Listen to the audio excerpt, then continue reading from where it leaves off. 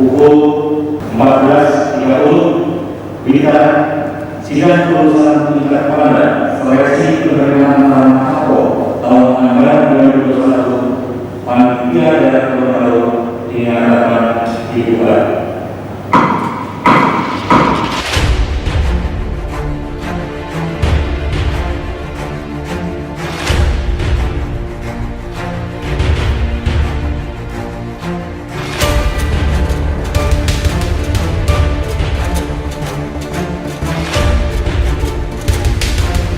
Adapun kegiatan ini merupakan salah satu bentuk komitmen kita bersama dalam rangka mewujudkan proses seleksi penerimaan calon taruna tahun anggaran 2021 yang bersih, transparan, akuntabel, dan humanis.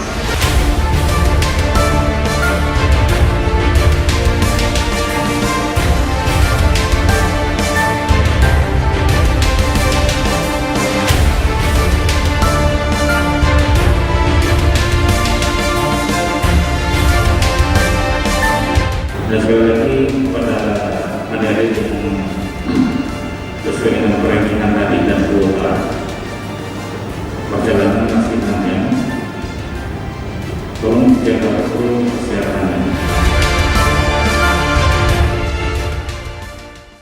Bahwa pada hari ini Rabu 23 Juni 2021 pukul 14.50 WITA sidang kelulusan tingkat panda seleksi penerimaan taruna Akpol tahun anggaran 2021 panitia daerah Gorontalo dinyatakan ditutup.